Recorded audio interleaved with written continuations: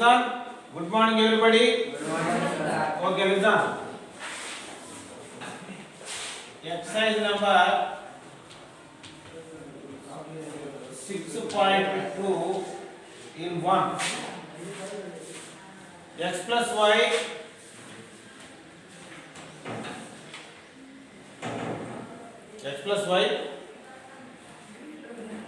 Greater than 5. Less than 5. less than 5.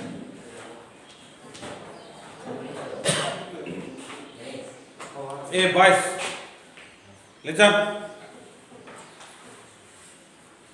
X plus y is less than 5. To solve this variable equation graphically, that means మన graph ద్వారా x వాల్యూని y వాల్యూని కనుక్కోవాలి. To find out the x and y values are in graph. Okay, చూడండి జాగ్రత్తగా వినండి, important. First ఏం చేయాలంటే చూడండి, x ప్లస్ y ఈక్వల్ 5 అనుకోండి. ఇక్కడ లెస్ దాన్ ఉందా గ్రేటర్ దాన్ ఉందా ముందు ఈక్వల్ అనుకోవాలి. దీంట్లో మనం x ఈక్వల్ 0 సబ్స్టిట్యూట్ చేసాం అనుకోండి, x y తీసుకుంటే x ఈక్వల్ 0 తీసుకుంటే y ఈక్వల్ ఎంత అయింది? ఎంత అయింది? 5. అదే y ఈక్వల్ 0 తీసుకున్నాం అనుకో ఎంత అయింది? x value 5. అంటే దాంట్లో సబ్స్టిట్యూట్ చేసుకోవాలి. x ఈక్వల్ 0 అంటే ఇక్కడ 0 అంటే ఒకటే ఉంది కాబట్టి 0 అంటే 0 అయిపోయిందని నేను ఈజీగా వేసాం. లేదు 2y 3y 2x + 3y ఎక్కడ ఉన్నా కూడా x ఈక్వల్ 0 దాంట్లో సబ్స్టిట్యూట్ చేసుకుంటే ఏ వాల్యూ వచ్చిందో ఆ వాల్యూ వేసుకోవాలి. అదేవిధంగా y ఈక్వల్ 0 అనుకొని x వాల్యూ ఎంత వచ్చిందో చూసుకోవాలి. అప్పుడు ఇక్కడ 2 పాయింట్స్ వచ్చినాయి మనకి. ఏమేమి వచ్చినాయి? x, y పాయింట్ ఏమైంది? ఇక్కడ 0, 5 అయింది. And also here 5, 0, 2 points is here. అవునా? 2 పాయింట్స్ వచ్చినాయి. ఈ 2 పాయింట్స్ యూజ్ చేసుకున్న గ్రాఫ్ డ్రా చేయాలి. చూడండి, ఫస్ట్ ఏం చేయాలంటే x యాక్సిస్ తీసుకోండి.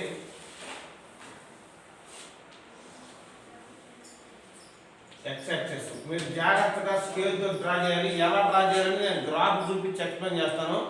అప్పుడు దాకా మీరు స్టార్ట్ చేయండి. Okay okay listen. ఇది x యాక్సిస్, ఇది y యాక్సిస్, ఇది y యాక్సిస్, ఇది 0, ఇది x యాక్సిస్. ఓకేనా? ఇప్పుడు ఏం చేయాలంటే ఇటు ప్లస్ వాల్యూస్ ఉంటాయి, ఇటు మైనస్ వాల్యూస్ ఉంటాయి. ఇటు ప్లస్ వాల్యూస్ ఉంటాయి, ఇటు మైనస్ వాల్యూస్ ఉంటాయి. ఇక్కడ ఏమైంది? 1, 2, 3, 4 ఇట్లా 5 ఇలా ఉంటాయి.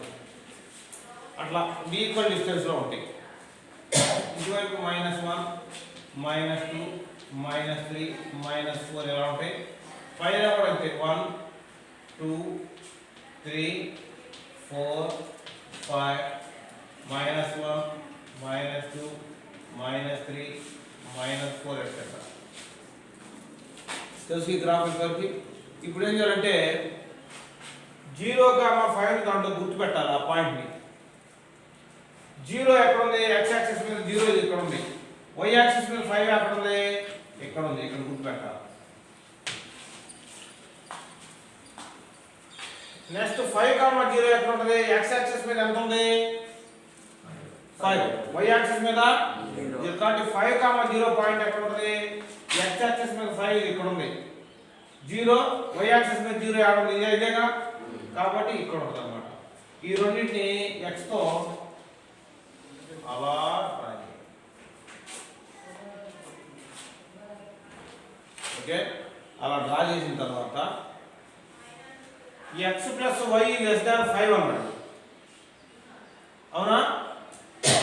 x plus y is less than 5 అని వాడు ఇచ్చాడు. కాబట్టి ఇప్పుడు ఏం చేయాలంటే దీంట్లో ఈ లైన్కి లోపల వైపు ఉన్న బిందువు ఏదన్నా సరే ఒక పాయింట్, లోపల వైపు ఉన్నటువంటి పాయింట్ ఒకటి సబ్స్టిట్యూట్ చేయాలి.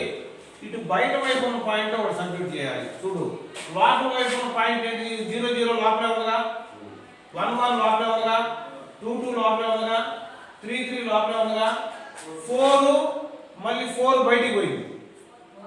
అర్థమైందా? అర్థమవుతుందా? ఈ లోపల ఏదైనా సరే ఒక పాయింట్, ఇప్పుడు 0,1 ఏడంది ఏడంది, 0 0 ఏడంది ఇక్కడ ఉంది అంతేనా? 1,1 ఏడంది, 1,2 ఇక్కడ ఉంది, 1,3 ఇక్కడ ఉంది, 1,4 ఇక్కడ ఉంది. అదేవిధంగా 1 1 2 2 3 3 అని లోపల ఉండే పాయింట్లు ఏదో మీ ఇష్టం వచ్చినటువంటి పాయింట్ ఒకటి తీసుకొని దాంట్లో సబ్స్టిట్యూట్ చేయాలి. చూడు, నేను 0 0 సబ్స్టిట్యూట్ చేస్తున్నా. 0 + 0 ఏమైంది? <5 ట్రూయేగా. ఇప్పుడు 0 0 అనేది 0 0 0 + 0 అనేది 0. 0 <5 అనేది ట్రూ ఫాల్సా? 5 అంటే తప్పే కదా 0. కాబట్టి ట్రూ వచ్చింది. కాబట్టి ఈ పాయింట్ ఆ షేడ్ చేయాల్సినటువంటి ఏరియాలో ఉంది. కాబట్టి మనం ఎటు షేడ్ చేయాలి? 0 0 ఎటువైపు ఉందో అటువైపు షేడ్ చేయాలి. కాబట్టి ఇటువైపు షేడ్.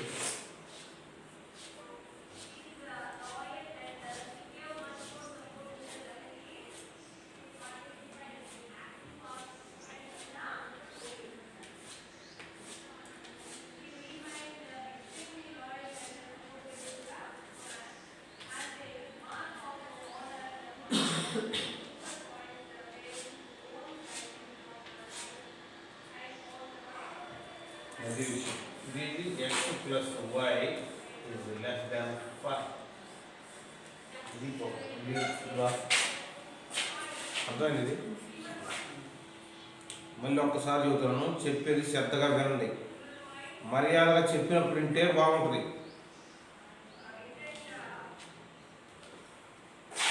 ఇప్పుడు వాడి ఈక్వేషన్, వాడు ఇచ్చినటువంటి లైన్ తీసుకొని మనం ఏం చేయాలంటే దాంట్లో x = 0 సబ్స్టిట్యూట్ చేయాలి, y వాల్యూ వచ్చింది.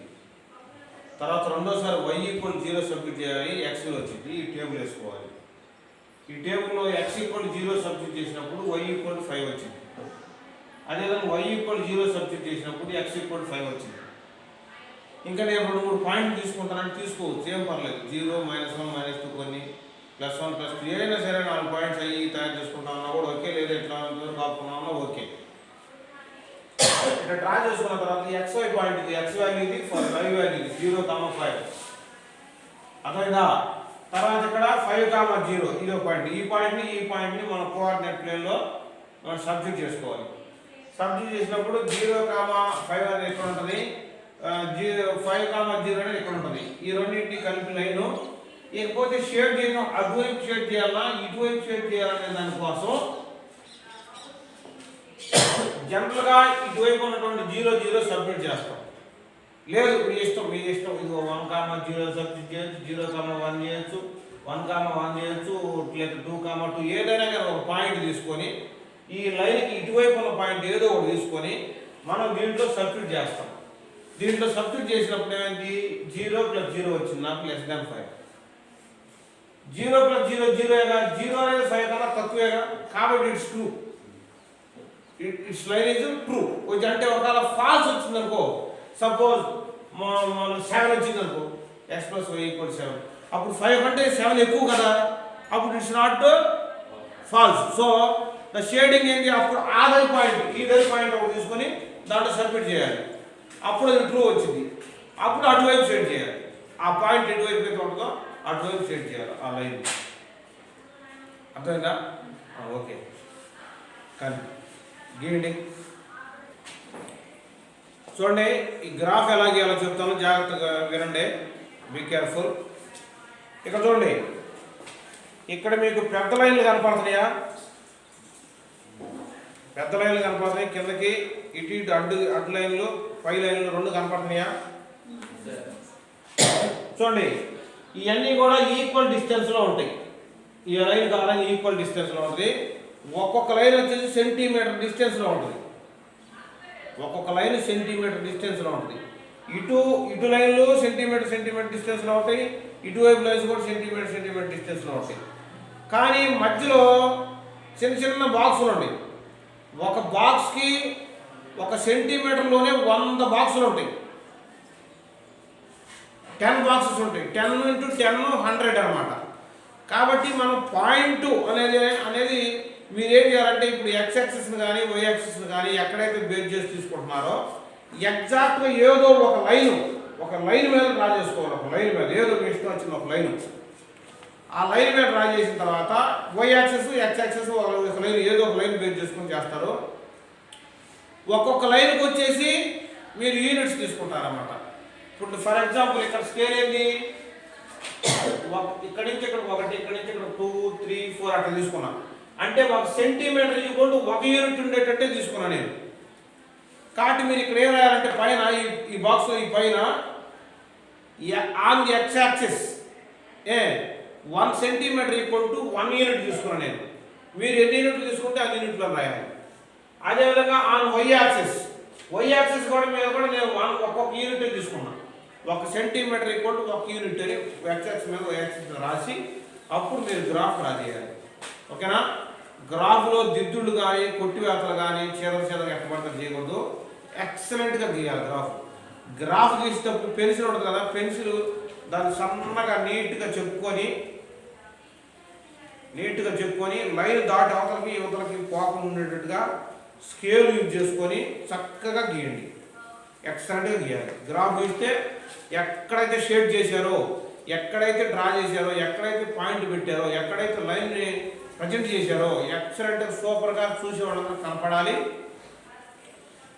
గ్రాఫ్ నీట్గా ఉంటేనే మీకు ఫుల్ మార్క్స్ ఉంటాయి ఎగ్జామ్లో కూడా. ఓకేనా? నీట్గా గీసి ఇప్పుడు చూపించండి. Thank you. చూడు, ఇక్కడ మీరు ఏ గ్రాఫ్ అయితే డ్రా చేస్తున్నారో దానికి సంబంధించి ఇక్కడ గీసే డ్రాఫ్ ఇన్ఫర్మేషన్ అంతా ఇక్కడే ఉండాలి. ఇక్కడ రాసేదంతా పెన్నుతో రాయాలి, ఇక్కడ రాసేదంతా పెన్సిల్తో రాయాలి. ఇక్కడ పెన్ను యూజ్ చేయకూడదు, ఇక్కడ పెన్సిల్ యూజ్ చేయకూడదు. అర్థం చెప్పింది? కాబట్టి ఇక్కడ గీసే గ్రాఫ్ ఇన్ఫర్మేషన్ మొత్తం ఇక్కడే ఉండాలి. ప్రాబ్లం కానీ, డెరివేషన్ పార్ట్ కానీ, క్యాలిక్యులేషన్ కానీ, మొత్తం సాల్వింగ్ మెథడ్స్ ఏదైతే ఉన్నాయో అవన్నీ ఇక్కడే ఉండాలి. అట్లా కాకుండా ఇటుపక్క ఇన్ఫర్మేషన్ ఇచ్చి అటుపక్క గ్రాఫ్ గీయకూడదు. ఇక్కడ ఇన్ఫర్మేషన్ రాసి ఇటుపక్క డ్రా చేయకూడదు. ఇక్కడది దీని ఎదురుగానే ఉండాలి. ఇక్కడ క్వశ్చన్ నెంబర్ ఏదైతే చేస్తామో అది దీనికి కూడా వర్తించుంది. ఇది కూడా క్వశ్చన్ నెంబర్, అదే క్వశ్చన్ నెంబర్ దీనికి కూడా వేయాలి. అర్థం చెప్పింది? అంతేగాని ఇటు ఇన్ఫర్మేషన్ రాసి దీని డయాగ్రామ్ ఇదని గీయకూడదు. ఇటు పక్క ఎత్తాలని కుదరదు. అట్ట కాదు, ఎగ్జాక్ట్ దీనికి ఎదురు దానికి ఎదురు గీయండి.